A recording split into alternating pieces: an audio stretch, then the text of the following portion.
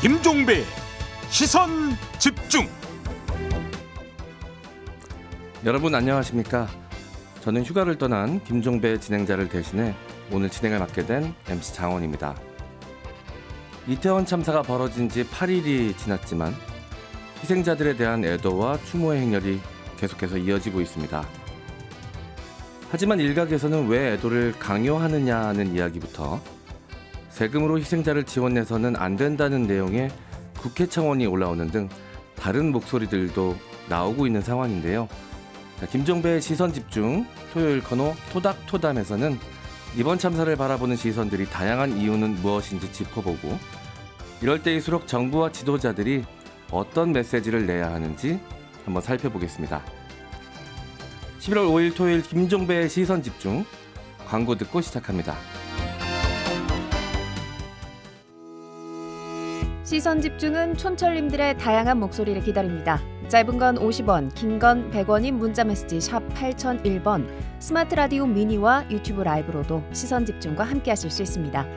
믿고 듣는 진품시사 김종배의 시선집중.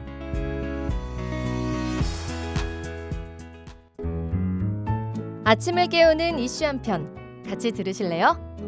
등 토닥이는 토요일의 이야기 토닥토담. 토요일을 깨우는 정담 토닥토담 오늘도 두 분과 함께합니다. 먼저 국내 유일의 종합인문 교양 개간지죠. 황해문화의 전성원 편집장님 소개합니다. 어서 오세요. 네, 안녕하세요. 전성원입니다. 네, 맞은편에는 손희정 영화평론가님도 나오셨습니다. 어서 오세요. 네, 안녕하세요. 손희정입니다. 네, 반갑습니다. 두 분 처음 뵙겠습니다. 네, 잘 오셨습니다. 방송을 통해서는 제가 자주 접하고 있었습니다. 그래서 제가 오늘 그렇습니다. 이 코너 좀 진행을 맡게 돼가지고 더 집중해서 이 최근 몇 주차를 방송을 좀 들어봤는데 평소에는 굉장히 편하게 듣던 방송이었는데 너무 부담스럽게 다가오더라고요. 네. 편하게 해주시면 좋을 것 같습니다. 네. 사실은 훨씬 더 환영하고 싶었는데요. 네. 아무래도 지금의 제 마음도 사실 그렇지가 않고 네, 오늘 나눌 맞습니다. 이야기도 그렇지가 않아서 더 큰 소리로 환영해드리지 못해서 죄송합니다. 그 마음은 전달이 됩니다. 감사합니다. 우리 편집자님도 저한테 격려 한마디만 좀 부탁드리겠습니다. 네, 잘 하시리라 믿습니다. 목소리까지 목이 메이시네요. 달라지네요. 예. 네, 김종배 진행자님이 많이 그리우신가 봅니다. 목까지 메이셨어요. 네, 저는 이제 오늘만 진행하고 다음 주부터는 또 돌아오시니까요. 자, 오늘 좀 저를 잘 이끌어 주시면 좀 감사하겠습니다. 제가 이 데뷔하고 처음으로 지상파 라디오 진행을 맡은 거라서요. 저 떨리지 않을 줄 알았는데 좀 떨리네요. 그래도 안 한번 떨리실 줄 알았더니. 그래서 처음이라서 두 분 믿고 한번 잘 헤쳐나가 보도록 하겠습니다. 알겠습니다. 그럼 오늘 우선 주제와 관련된 오디오부터 듣고 오겠습니다. 이태원 참사 이후 충격 속에 비통함에 빠진 시민들은 곳곳에 마련된 추모 공간에서 깊은 애도를 표했습니다. 희생자를 기리기 위한 합동 분향소엔 영정이나 위패 없이 하얀 국화꽃이 가득 채워졌습니다. 정말 꽃다운 나이였을 텐데 이렇게 안타깝게 희생이 된 걸 보고 다음에는 좀 이런 일들이 좀 많이 일어나지 않았으면 좋겠다라는 생각을 많이 했고요.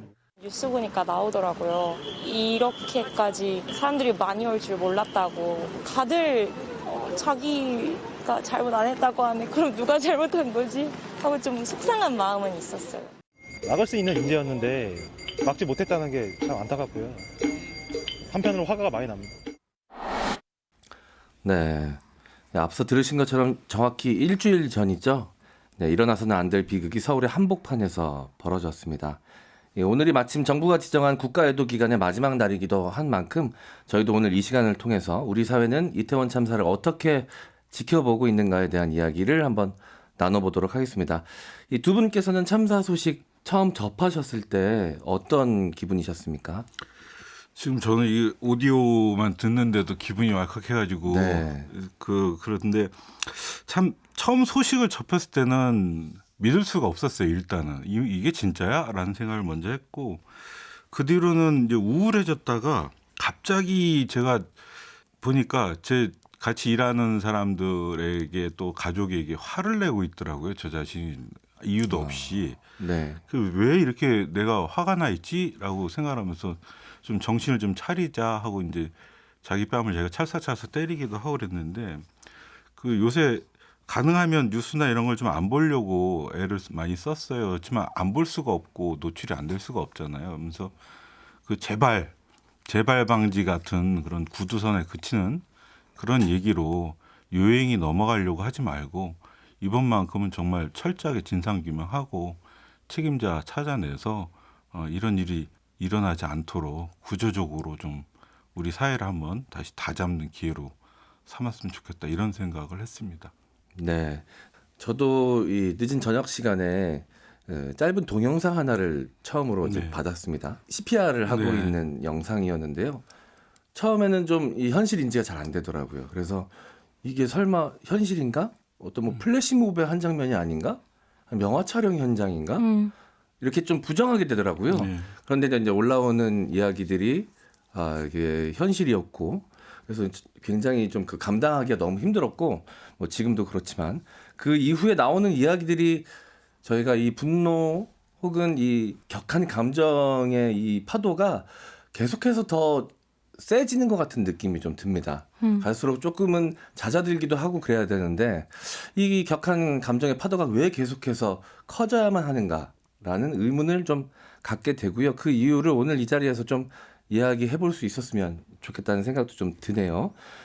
8년 전에는 세월호 참사를 겪었고 최근까지 우리를 괴롭혔던 코로나로부터 이제 조금 일상을 회복하던 과정에서 이번 이태원 참사를 또다시 마주하게 되지 않았습니까?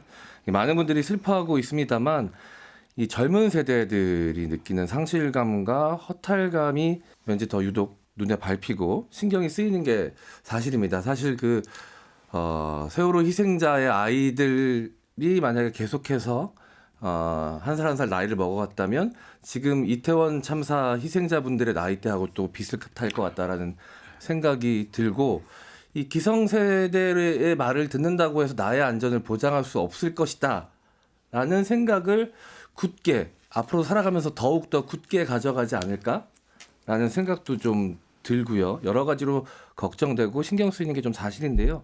이 대다수의 희생자가 젊은 사람들이라는 것 외에 또 다른 뭐 이유가 있을까요? 그 핵심 중에 하나는 그런 걸 것 같아요. 네. 우리가 그렇게 애타게 찾을 때 국가는 어디 있었나요? 라는 질문하고 맞닥뜨리는 문제 같아요. 네. 저희가 세월호 참사도 떠올리게 되지만 사실은 저 이 사건이 일어났을 때 제일 먼저 제 머리에 떠올랐던 것은 인천 인현동이라고 있어요. 네. 그 99년 10월 30일이니까 바로 그날이에요. 이태원 참사 있었던 그날인데 우리 사회에서 보면 그런 일들이 반복되고 있을 때 우리 이제 국민적 트라우마가 있을 거예요. 저도 앞서서 뭐 그런 얘기했지만 세월호 참사 있고 나서 한동안은 아침에 출근하다가 교복 입은 학생만 보면 이렇게 나도 모르게 눈물이 나고 그리고 사무실에 있는 친구 중에 이제 제일 막내 우리 사무실 막내한테 나이가 어떻게 되냐 물어봤더니 딱 그때 이제 세월호 참사 때 고등학교 2학년이었고 지금은 이제 친구들이 이태원 가서 놀 나이가 된 거죠.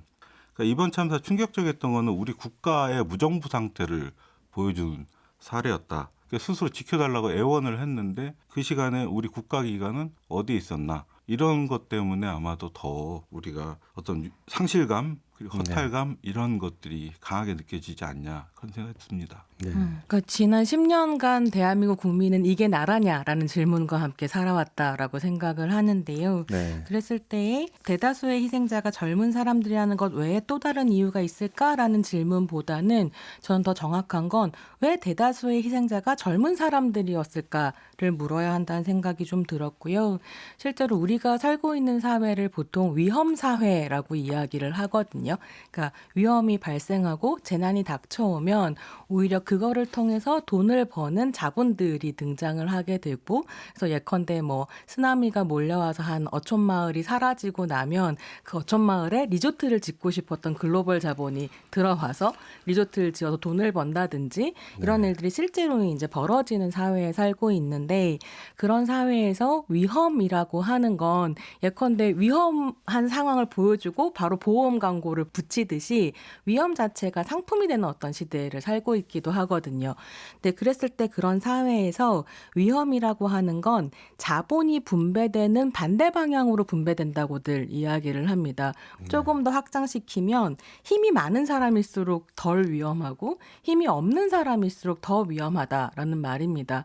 지금 편집장님께서 인현동 호프 화재 네. 사건 언급하셨는데요.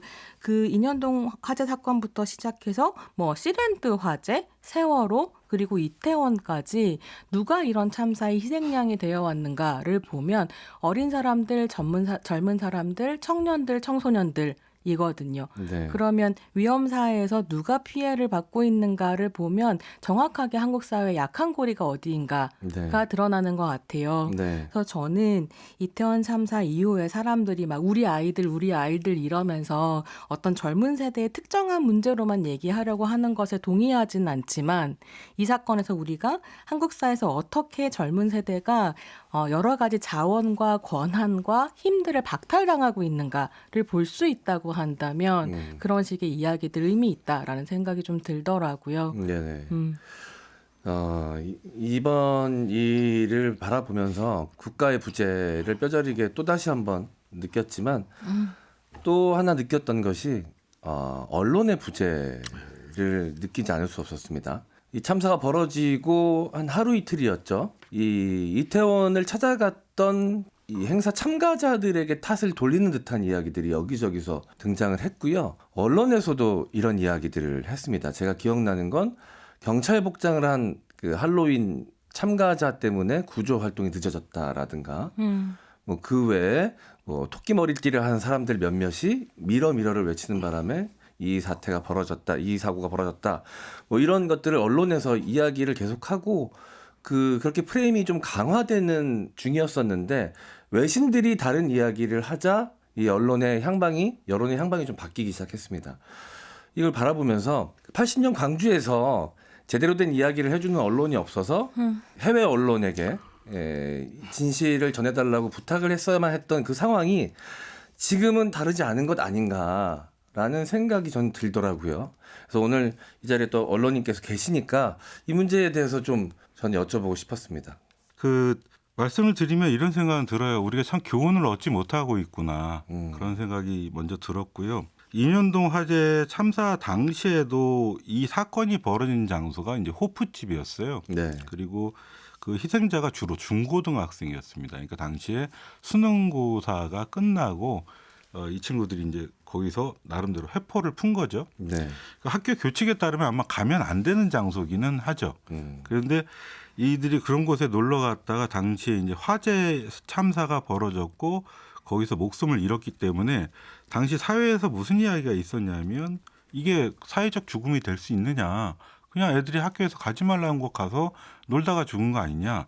이런 목소리가 상당히 많았어요.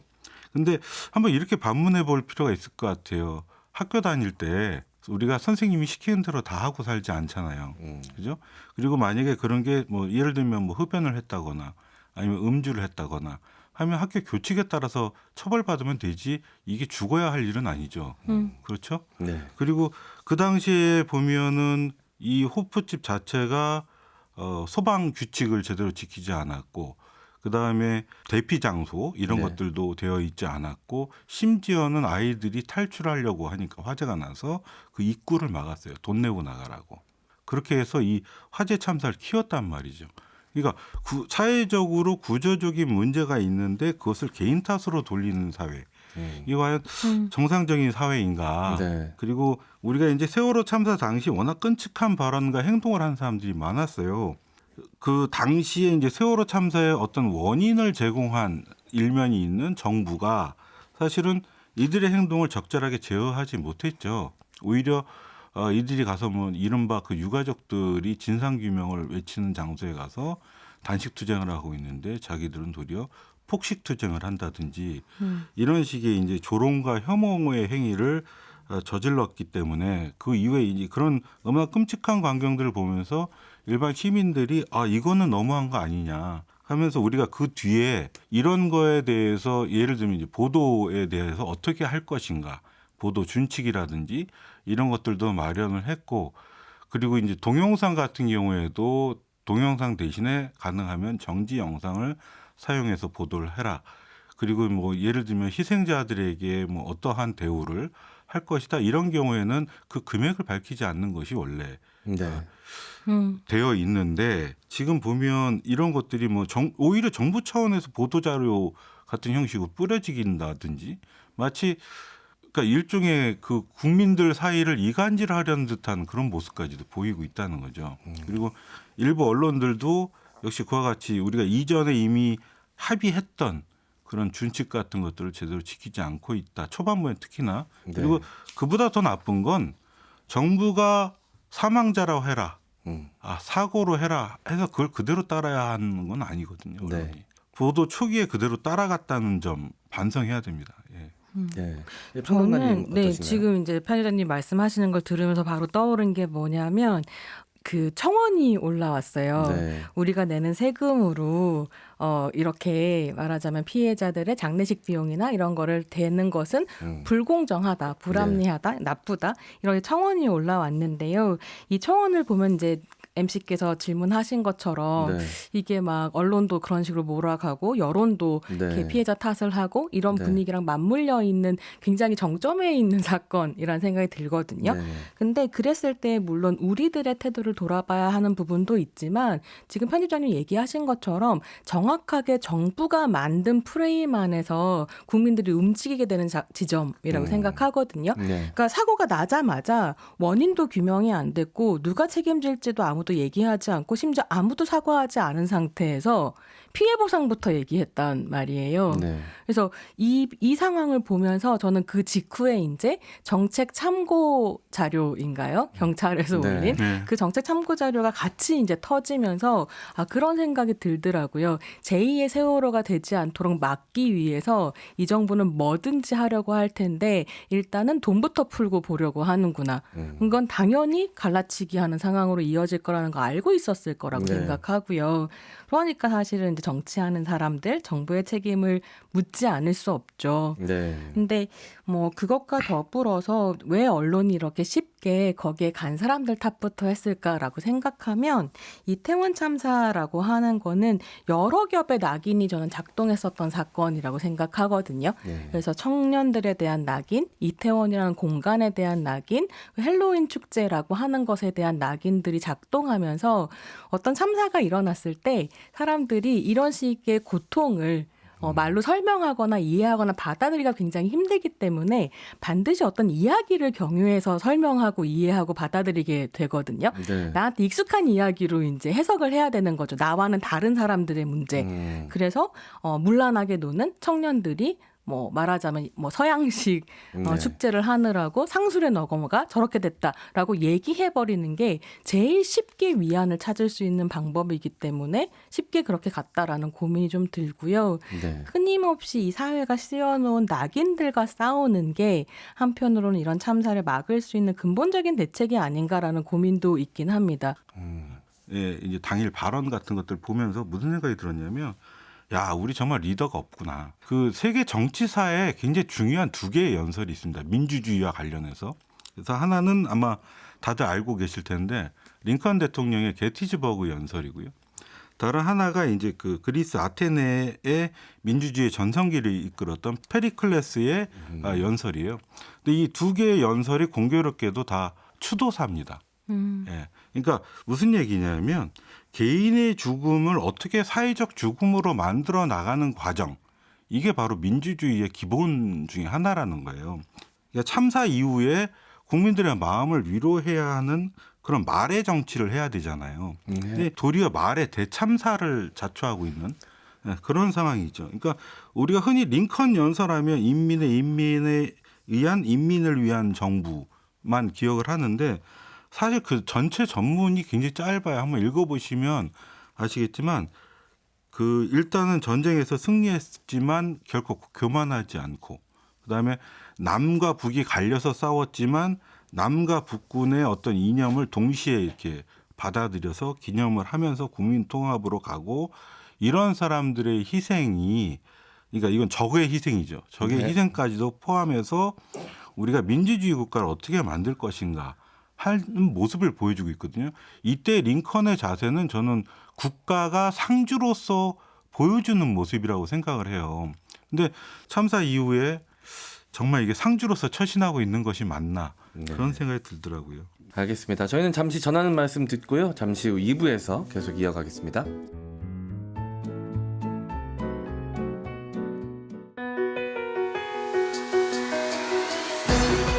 함께 가야 할 길을 묻습니다. 김종배의 시선 집중.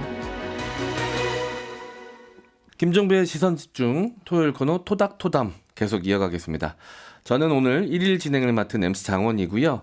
손희정 영화평론가, 전성원 황해문화 편집장과 함께하고 있습니다. 자, 지금부터는 손 평론가님께서 준비해 오신 영화 이야기를 나눠볼 텐데요. 오늘은 어떤 작품 갖고 나오셨나요? 네, 오늘은 이창동 감독의 2010년 작품 윤정희 선생님 주연의 시입니다. 오늘 방송은 토닥토담 시작하고 제일 어려운 주제이기도 하고 참사 일주일이 지나도록 사실 뭐가 해결될 문제가 없기 때문에 도대체 무슨 말씀을 청취자들께 드릴 수 있을지 고민을 좀 하다가 영화를 골랐는데요. 제가 생각하는 가장 윤리적이고 정치적인 애도를 담은 영화 중 한 편이기 때문에 가지고 왔습니다. 지금 같은 시기에 함께 보고 이야기 나누고 또 서로 좀 위로를 나눌 수 있는 그런 작품이 아닐까 싶습니다. 네, 영화 시의 스토리 요약 내용 잠깐 듣고 오겠습니다. 외손자와 단둘이 살면서 몸이 불편한 노인을 간호하며 생계를 유지하고 있는 미자. 예쁜 꽃과 환한 의상을 좋아하는 그녀는 분명 동나이대 여성보다는 훨씬 풍부한 감수성을 지녔지만 언제부턴가 말을 조금씩 잃어버리고 있었습니다. 아이고, 말이 생각이 안 나네. 내가 요새 이래요. 그거 뭐지? 내가 건망증이 와갖고 말을 자꾸 잊어먹네요. 그러던 중 시를 배우기로 마음먹고 동네 문화센터를 찾는 미자. 시의 기초를 배우던 그녀는 곧바로 시상을 찾아 시를 쓰고 싶어 하지만 선생님, 시상은 언제 찾아와요? 시상은 찾아오지 않아요. 내가 찾아가서 빌어야 돼. 그게 얼마나 귀한 건데 함부로 주겠어요? 그냥 찾는 거예요. 돌아다니면서. 이후 미자는 시상을 찾기 위해 무심결에 지나쳤던 동네 구석구석을 살피며 아름다움을 찾아보지만 아무리 둘러봐도 그녀의 눈에 시상은 보이지 않습니다.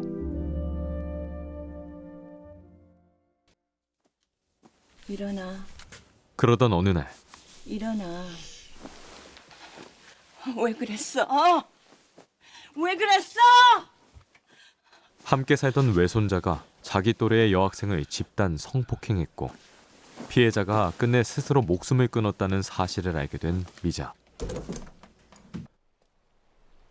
가해 학생 부모는 각자 500만 원을 마련해 합의를 보자고 하지만 형편이 넉넉하지 못한 그녀에게는 부담스럽기만 한데요. 갈수록 말을 잃어버리는 상황에서 외손주 문제까지 마주한 미자는 과연 자신의 마음에 쏙 드는 시상을 찾아 시를 쓸 수 있을까요? 오늘의 영화 시입니다. 네, 첫 번째 질문으로 이것부터 좀 드려야 될 것 같습니다. 영화 제목이 시이기도 하니까요. 그리고 영화 내용 속에서 계속해서 주인공이 시상을 찾아서 나름의 여행을 좀 하지 않습니까? 그러면서 어떻게 하면 시를 쓸 수 있을까에 대해서 계속해서 고민하는 장면들이 많이 나옵니다. 이 주인공에게 시는 어떤 의미였을까요? 그러니까 주인공 미자에게 시를 쓴다는 건 이제 영화를 따라가다 보면 미자가 알츠하이머로 이제 앓으면서 점점 단어를 잃어버리고 결국에는 사실 기억이라고 하는 것이 나의 정체성을 만드는 것이기 때문에 기억을 잃어간다라고 하는 건 나를 상실해가는 과정이기도 하거든요. 그래서 그 과정을 함께 하면서 시를 쓰고 있기 때문에 시를 쓰는 행위 자체는 나의 상실에 대한 애도이기도 한 거죠.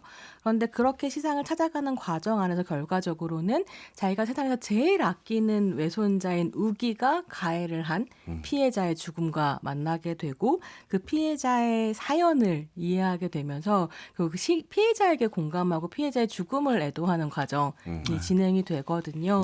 그래서 영화의 마지막으로 가게 되면 아네스의 노래라는 시를 써요. 근데 이 아네스가 누구냐면 피해자인 희진의 세례명입니다. 네. 그래서 이 시 자체가 이제 희진에게 바치는, 피해자에게 바치는 이런 과정이 되면서 그 피해자를 애도하는 또 작업이 미자에게는 시인 거 아닌가? 네, 그런 생각이 들더라고요. 조금 부연을 하면 네. 이 공교롭게도 제가 태어나서 영화를 보면서 제일 처음 눈물을 흘렸던 영화, 그러니까 울면서 봤던 영화가 윤정현 선생님이 출연했던 모범 운전사 갑순이라는 영화예요. 1972년에 만들어졌는데 제가 국민학교 4학년 때인가 TV에서 해주는 걸 보고 우연히 보고 갑자기 펑펑 울었다가, 근데 공교롭게도 이제 가장 마지막에 저 울린 영화도 역시 윤정현 선생님 나온 그런 영화였어요. 그래서 이창동 감독에게 누가 그런 질문을 했었대요. 이 영화 왜 제목이 시냐 했더니 감독님이 뭐라 했냐면, 저한테는 개인적으로 이창동 감독은 소설 소지 같은 작품을 쓰신 소설가로 먼저 접했거든요. 그러니까 소설가 출신이시니까. 문학인인데 이런 이야기를 하셨대요. 시가 죽어가는 시대에 시를 쓴다는 게 뭘 의미하는가, 관객들에게 그런 질문을 하고 싶었고 그랬다는데, 저는 이 말을 이렇게 바꿀 수 있다고 생각을 해요. 제가 개인적으로 되게 좋아하는 말인데, 한나 아렌트가 이런 말을 했습니다. 더불어 사는 사람들을 세상과 자연, 우주에 대해 함께 기뻐할 가치가 있는 존재라고 여길 때 우리의 인간성이 유지될 수 있다. 이게 무슨 말이냐면, 그러니까 여기도 보면 시는 자신의 고통과 타인의 고통을 함께 느낄 때 탄생한다고 그러잖아요. 결국에 우리 손희정 선생님들 말씀하셨던 것처럼 우리가 인간으로 살아갈 수 있게 해주는 어떤 버팀목이 무엇이냐. 그건 이제 시인데, 그냥 시일 뿐만 아니라 그걸 써가는 과정에서 타인의 고통에 공감하고 함께 연대하는 마음을 표현하는 것이 바로 시인 거죠. 그것이 우리를 인간으로 만들어준다는 거예요. 네. 타인을 인간으로 생각하고 그걸 받아들이고 타인의 고통에 공감할 때 비로소 우리도 인간이 된다. 네. 저도 개인적으로 제 생각을 좀 이야기해보자면, 저는 그 주인공이 시를 찾아가는 과정이 인간의 존엄성을 찾아가는 과정처럼 보였어요. 네. 사실 인간으로 태어난다는 것만으로도 존엄성은 보장이 되는 것인데, 그 이후에도 존엄성을 지키기 위한 노력들, 시를 찾아가듯이 이런 노력들이 계속해서 있어야만 한다. 그거를 이제 주인공이 시를 찾아가는 과정을 통해서 보여준 것이 아닌가라는 생각이 좀 들었었는데요. 그 이번 영화에서 어떤 장면을 가장 인상 깊게 보셨는지 좀 여쭤보고 싶습니다. 그러니까 이렇게 시가 애도의 과정이기도 하고 연대의 과정이기도 하고 존엄을 찾아가는 네. 과정이기도 하다라고 할 때 이 시를 써가는 이제 미자의 어떤 변화 이런 것들을 보게 되잖아요. 네. 굽이굽이 저는 좋아하는 장면이 너무 많은데 그 장면들 안에서도 제일 좋아하는 장면은 미자가 희진의 어머니를 만나러 가는 장면입니다. 그래서 이제 이게 500만 원씩 모아서 뭐 3천만 원 만들어가지고 합의하자고 어머니를 좀 설득해봐라 이러면서 등 떠밀려서 간 자리였죠. 그렇죠. 그러니까 5명의 아버지들과 한 명의 이제 외할머니가 있는 모임이었던 건데, 이 남자들이 같은 여자들끼리 얘기 좀 해봐라 이러고 등을 떠밀려가지고 이제 어머니를 만나러 갑니다. 근데 알츠하이머이기 때문에 기억이 깜빡깜빡하는 거예요. 그래서 희진의 집까지 갈 때까지는 내가 왜 왔는지를 기억하고 있었는데, 밭에서 일을 하고 있는 어머니를 만나러 가는 그 사이에 왜 왔는지를 잊어버린 거죠. 그래서 그 어머니랑 우연히 만났다고 생각하면서 살구가 너무 맛있었고 살구 옆에 있는 꽃이 얼마나 아름다웠고 이런 이야기를 한참 하고 딱 돌아섰는데, 내가 왜 왔지를 깨닫는 그 장면이거든요. 근데 저는 결과적으로는 그 500만 원을 모아서 외손자를 구하려고 했었던 이 미자가 외손자를 구하기보다는 죗값을 치르게 하고 희진에게 공감하게 되는 그 결정적인 변화 시점이 이 어머니와의 만남이었다고 생각합니다. 그래서 집을 가서 희진이 어렸을 때 사진을 보고 어머니와 얘기를 나누고 삶의 아름다움을 나누고 돌아선 그 순간에 내가 지금 어떤 폭력을 저지르고 있는가를 깨닫게 되는 거죠. 네. 그래서 피해자의 사연과 구체적인 얼굴과 이름을 우리가 알게 되면 아까 이제 MC께서도 말씀하신 것처럼 온라인에서 함부로 쏟아내는 말들, 쉽게 취재하는 행위들 이런 것들은 사실 못하게 되지 않을까라는 생각이 좀 들더라고요. 사실 이 영화는 뺄 장면이 없어요. 그러니까 수미상관하고 있잖아요. 첫 장면하고 마지막 장면이 그대로 연결이 되고, 그다음에 이제 미자하고 이제 아네스로 나온 그 소녀하고가 결국에 하나로 가는 거예요. 네.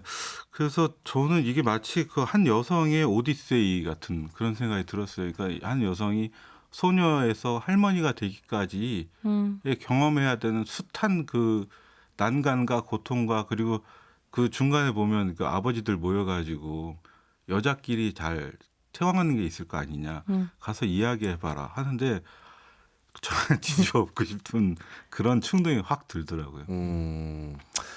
저는 말씀대로 처음부터 끝까지 모두 다 인상적인 장면이었는데, 저를 가장 많은 생각을 하게 한 장면은 별거 아닌 것처럼 좀 지나가는 장면이었는데, 이 주인공이 의사를 만나서 알츠하이머 진단을 받고 이후에 나오는 대사인데요. 앞으로 이제 명사를 잃게 될 겁니다. 그 이후에 동사가 기억이 안 나실 거고요. 라고 의사가 이야기하자 주인공이 명사가 중요하잖아요. 라는 이야기를 하잖아요. 그래서 계속 영화 끝난 이후에도 그 장면의 그 대사의 의미가 무엇일까 계속 생각하게 되더라고요. 그래서 제 나름대로 생각을 한 거는 인간이 태어나서 성장하고 성숙해가는 과정은 동사 앞에 어떤 명사를 붙일 것인가 다듬어가는 과정이라는 생각이 좀 들더라고요. 처음에 태어나서 인지 능력이 없던 어린 유아기에는 사실 앞에 명사가 필요 없잖아요. 맞아요. 먹다, 네. 자다, 기다 뭐 이런 식으로 동사만 필요한데, 나이를 먹으면서 그 앞에 왜 먹는지, 왜 자는지, 왜 가는지 그 앞에 붙는 명사를 다듬어가고 가치를 부여해가는 과정이 성장의 과정이라는 생각이 들었는데, 요즘 이 정치권, 이 참사 이후의 정치권 행태를 보면 앞에 명사를 잃어가는 것 같다는 생각이 들었어요. 멋있는 네. 말입니다. 대통령이 어딘가로 계속 갑니다. 왜 가는지를 채울 명사가 없어요. 맞아요. 누군가는 웁니다. 어떤 감정으로 운다, 그 앞에 명사를 채워야 되는데 그 명사가 없습니다. 네, 맞습니다. 그 생각이 탁 들더라고요. 그래서 제가 잠을 못 잤습니다. 아, 네. 네. 그게 영화가 또 예술이 네. 하는 일이기도 하다는 생각이 드는데요. 네. 조금만 더 덧붙여 보자면 또 명사 한편으로 이름이기도 한 것 같아요. 네. 그러면 사실 우리가 지금 기억해야 하고 기록해야 하고 정치적으로 끝내 만들어야 하는 것은 어쩌면, 그러니까 우리는 괄호 안에 넣어놓긴 했지만 희생자들의 이름일 수도 네. 있을 것 같은데, 지금 이제 NC께서 말씀하신 대로 보자면 지금 정부는 그냥 윤석열 아니면 뭐 용산구청장 이름, 그러니까 네. 이런 것들만 사실 어떻게든 보존하려고 하는 상황인 것 같다. 그럼 결국은 어떤 이름을 우리가 기억할 것인가에 대한 영화가 이 작품인 것 같다는 생각도 들고요. 네. 그 명사라는 건 뭐 세계 확장을 의미하죠. 우리가 새로운 어떤 명사를 알아가면서 세계가 점점 확장되어 가는데, 동사만 남은 것은 말씀하신 것처럼 본능밖에 남지 않는 거죠. 그런 사회가 되어가고 있는데 그러면 안 되겠죠. 네. 네. 그 한 장면이 떠오릅니다. 합동분향소의 희생자들의 위패도 이름도 없지 않습니까? 그렇죠. 근데 대통령이 보낸 그 조화에는 크게 윤석열 대통령이라고 이름이 붙어 있었습니다. 그래서 저는 정말로 이해가 안 됐었던 건 뭐냐면, 국가 애도 기간을 선포함으로써 각종 기관에서 진행하기로 했었던 다양한 행사들이 아무런 예고 없이 그냥 취소가 돼버리고, 특히나 이제 공연이라든가 이런 식의 예술들을 취소하는 방식으로 행동을 옥죄다라는 생각이 좀 들더라고요. 그래서 누구를 위한 애도인가라는 생각이 들었고, 그렇게 이제 행사들을 취소하면서 계속 나오는 이야기는 지금은 애도 기간이니까 책임을 추궁하지 말자. 지금은 애도 기간이니까 그 질문은 좀 넣어두세요. 라는 방식으로 얘기를 하니까. 애도를 약간 계도합니다. 네. 그 국가가 애도를 전유해감으로써 시민들에게 한편으로는 불편과 불만을 증폭시키는 역할을 해요. 그리고 이에 대해서 반발심을 가져오게 해서 사실 희생자들과 그 유가족들을 한편으로 고립시키는 역할을 하고 있거든요. 그게 의도한 것이라면 굉장히 사악한 것이고, 그런 생각 없이 한 거라면 굉장히 생각 없는 정부가 되는 거죠. 네. 영화의 마지막 장면에 이 주인공이 이 피해자에게 참회하는 마음을 담아서 시를 한 편 씁니다. 이 주인공이 선택한 참회의 방법이잖아요. 네. 그러니까 애도와 참회의 방법, 사죄의 방법은 다양하게 여러 가지가 존재할 수 있을 텐데 과연 국가가 그거를 규정할 수 있을 것인가라는 생각도 함께 하게 됐습니다. 아울러서 많은 문화예술인이 공연이 취소되면서 좀 많이 힘들어하고 있습니다. 그래서 SNS에 본인의 심정을 담은 글을 막 올리시면서 왜 우리는 노래하며 애도할 수 없는 것인가에 대한 의문을 제기하시더라고요. 자, 이 부분에 대해서도 좀 여쭙고 싶어요. 우리 평론가님 생각은 어떠신가요? 저는 노래하고 춤추고 자기만의 방식으로 더 큰 소리를 내면서 애도할 수 있다고 생각하고요. 국가가 이래라 저래라 할 수 있는 것은 아닌 셈이죠. 네. 그리고 이 작품에서 볼 수 있는 것처럼 시라는 예술 형식을 경유해서 이제 결국은 영화 작업도 하는 감독이 예술 전반에 대한 이야기를 하고 있다고 생각하는데요. 이 작업에서 사실 계속 우리가 이제 마지막 장면을 얘기하니까 제가 그 마지막 장면을 정말 세세하게 설명을 좀 드리고 싶은데 정말로 아름다운 장면입니다. 그러니까 결국에는 자기의 이제 외손자를 정말 눈에 넣어도 아프지 않은 외손자를 발톱까지 직접 깎아주는 외손자를 경찰에 넘기고 난 다음에 미자가 시를 한 편 쓰죠. 아네스의 노래를 쓰는데 마지막 시퀀스가 미자가 그 시를 읊는 것으로 시작해요. 미자의 모습은 보이지 않고 미자가 살고 있는 동네를 이제 카메라가 쑥 훑습니다. 이렇게 시를 읽다가 중간에 목소리가 디졸브도 아니고요. 컷으로 바로 아네스의 목소리로 넘어가거든요. 아네스가 그 목소리를 받아 읽는 순간 화면은 뭘로 바뀌냐면 아네스의 마을로 바뀝니다. 그래서 시점이 미자의 시점에서 아네스의 시점으로 가고요. 그렇게 해서 시를 읽고 난 다음에 아네스가 이제 다리 위에서 떨어지게 되는데 그 떨어지는 순간에는 갑자기 화면 안에 사람이 없었는데 아네스의 뒷모습이 쑥 등장하거든요. 그건 무슨 말이냐면 관객의 시점으로 바뀐다는 이야기예요. 그러니까 결과적으로는 관객이 그 피해자의 낯선 얼굴을 드디어 마주하게 되는 장면으로 영화가 끝나는데 이게 정말 놀라운 건 그 장면에서 너무 소름 돋았습니다. 네, 이게 정말로 미자가 자기가 그렇게 사랑하는 외손자에게 불충을 선언함으로써 근데 이 사회가 생각하는 관습적인 충성이라고 하는 건 내가 사랑하고 내 가족에게 충성하는 거잖아요. 이거에 대해서 기꺼이 불충하겠다고 얘기하면서 누구에게 충실하겠다고 얘기하냐면 희진이 아네스에게 충실하겠다고 얘기하고 거기에 이제 관객들을 함께 설득해 들어온 초대에 들어가는 작품인 거죠. 이 과정이 필요한 것이고 사실 이걸 할 수 있는 건 정치의 언어이기도 하지만 예술의 언어이기도 할 텐데 이 예술의 영역을 아주 척박한 정치의 언어로 막아버렸으니까 우리가 이 애도를 도대체 어떻게 해야 되는가라는 생각이 드는 거죠. 편집장님 생각도 듣고 싶습니다. 한 사회가 이렇게 공동체로 존속하고 그러니까 건강하게 유지가 되려면 그게 비록 나와 무관한 관계일지라도 그 공감의 범위와 대상을 이렇게 어디까지 확장할 수 있느냐 이런 거에 따라 달렸거든요. 그러니까 다시 말해서 애도의 대상, 그러니까 나와 가까운 사람이 당연히 애도하죠. 근데 그 친소 관계를 넘어서 사회적으로 어떤 애도의 대상을 확장할 수 있는 능력이 있는 사회, 그리고 그런 거에 따라서 사실 그 사회의 시민적 성숙의 정도가 결정이 되는 거고, 그러니까 어떤 뭐 나와 다른 가족이나 친지를 넘어서 사회 집단이나 성별이나 계급이나 계층을 넘어서 때로는 이제 인종과 국적을 넘어서 했을 때 우리가 민족이나 국가 차원을 또 넘어서서 인류 보편의 어떤 그런 감정을 가질 수 있는 것이죠. 그래야 인류 공동체가 또 유지될 수가 있는 것이고요. 네, 알겠습니다. 혹시 이 영화 못 보신 분들이 계시다면 지금 이 시점에 굉장히 필요한 영화라는 생각이 보는 내내 좀 들었습니다. 보고 난 다음엔 더 들었고요.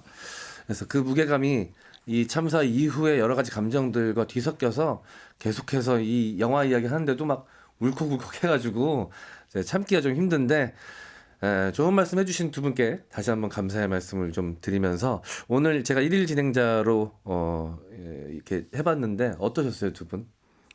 저는 이런저런 이야기를 편안하게 나눌 수 있도록 이끌어 주셔서 굉장히 반가웠고요. 다음 기회에 또 뵐 수 있으면 좋겠다. 이런 생각이 들었습니다. 다음 기회라고 굉장히 유보하시네요. 좋은 말씀 해주시고 난 다음에. 자, 편집장님 어떠셨어요? 어떻게 괜찮으셨습니까? 네, 저도 그 사실은 이번 주제가 이런 주제가 아니고 우리가 애초에 선정했던 그런 주제였으면 훨씬 재미있고 뭔가 유쾌하게 방송을 할 수 있었고 그랬을 것 같은데 주제가 사실은 우리 MC 장원님의 장기를 발휘하기는 조금 어렵고 까다로운 주제여서 그게 개인적으로 되게 미안하고요. 그래도 잘 이끌어 주셔서 편안하게 진행했습니다. 장기 발휘하러 한 번 더 오면 되죠. 아, 좋죠. 네. 그래도 마무리하기 전에 꼭 드리고 싶은 말씀이 한마디가 더 있는데요. 사실은 우리는 성공이 우리를 만든다고 생각하고 우리가 살면서 얻는 것들이 우리를 만든다고 생각하지만 사실 실패가 우리를 만들기도 하고요. 상실이 우리를 만듭니다. 그러면 이 상실 이후에 우리는 어떤 우리가 되어야 하는가를 정말로 치열하게 생각하지 않으면 이런 상실을 반복할 수밖에 없고 그건 정말 피해야 되지 않을까 이런 생각을 하게 되는데요. 이게 뭐 계속해서 참사에 대해서 이야기하는 것 때문에 피로하실 수도 있고 이런 이야기를 하는 게 오히려 뭐 폭력적인 상황으로 이어지지 않을까 고민하시는 분들도 계시겠지만 위베르만이라는 사람의 말을 좀 인용을 하자면 모든 위험을 무릅쓰고 우리에게 다가온 참사의 이미지나 이야기 같은 것들이 있습니다. 그것들이 무릅쓰고 온 것을 이해하고 우리 안으로 껴안을 수 있어야겠다. 한동안은 좀 더 그랬으면 좋겠다. 그런 말씀 드리고 싶습니다. 저도 마지막으로 딱 하나만 말씀을 드리고 싶은 게 있습니다. 그 리버풀 구단 응원가 혹시 아시는지 모르겠는데요. 그게 You will never walk alone. 당신은 결코 혼자 걷지 않을 거예요라는 노래인데 이 노래에 좀 유래가 있습니다. 1989년 4월 14일에 힐즈버러 참사가 벌어져요. 그러니까 리버풀 구단 이제 중견술전이 벌어지는 장소가 힐즈버러 스타디움인데 이 자리에서 압사 사고가 발생해서 96명이 사망하는 그런 사건이 있었습니다. 당시 영국 수상이었던 마가렛 대처는 이 압사 사고의 원인을 술 마시고 난동 부리기 좋아하는 리버풀 구단의 응원팀에 돌렸어요. 그러니까 다시 말해서 질서를 지키지 않아서 일어난 불가항력적인 사건이다 이렇게 규정을 했습니다. 그러자 이제 당시 참사로 자식을 잃은 가족들하고 그 리버풀 구단의 전설이라고 불리는 케니 달글리시 감독 등이 27년에 걸쳐서 진상규명을 요구하다가 마침내 지난 2016년 4월에 이것은 경찰의 과실 때문에 벌어진 재난이다. 이렇게 이제 진상이 밝혀졌어요. 이 과정에서 영국 국민들과 리버풀 시민들이 불러줬던 노래이기도 한 거예요. 당신은 결코 혼자 걷고 있지 않습니다. 이게 지금 이런 어떤 비참한 참사를 앞에 두고 우리가 가져야 할 어떤 마음의 자세가 아닐까 생각합니다. 네, 맞습니다. 김종배의 시선집중 토요일 코너 토닥토담 지금까지 전상원 황해문화편집장 손희정 영화평론가였습니다. 감사합니다. 감사합니다. MC 장원이 진행한 김종배의 시선집중 오늘 준비한 이야기는 여기까지입니다. 이제 이틀만 기다리시면 촌철님들이 애타게 기다리시던 제이비가 기나긴 휴가를 마치고 복귀하니까 많이 기대해 주시고요. 저는 다음 주 목요일 유튜브 연장방송 천기누설로 다시 찾아뵙겠습니다. 고맙습니다.